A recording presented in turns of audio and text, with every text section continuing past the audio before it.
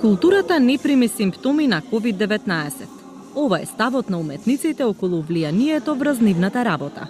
Изминатиот период замреа изложбите и воопшто културните настани, но не се затворија уметничките ателиеа. Уметникот Никола Пијеманов, кој пред 10 дена ја направи првата изложба во Струмица по долг период, вели дека изолацијата е природна состојба на уметникот, но свесноста дека целиот свет застанал дава друго чувство. Уметниците се во континуирана криза. Тие се секогаш во криза.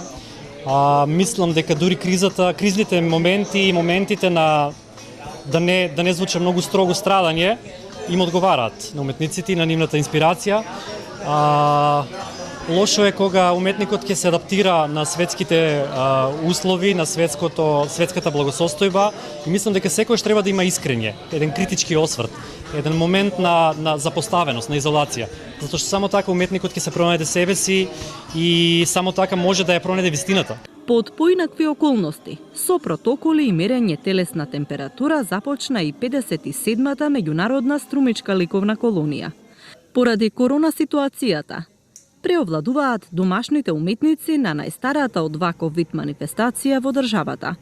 Уметникот Тони Чатлески вели дека пандемијата не врши притисок врз неговата ликовна работа. Значи, изолацијата за нас е прекрасна работа е тоа што се публикуваме самите во себе си, го работиме оно што претходно. Значи, ликовната уметност е една од самостојните уметности, индивидуални уметности, така да нешто посебно таа изолација не погоди нас. Само малку ни помогна да не се секираме дека надвор се случува нешто, а ние сме затворени во ателието. Така да се ни беше нас потполно исти како и претходно. Културата е во центарот и на годинешниот летен фестивал Струмица Опен.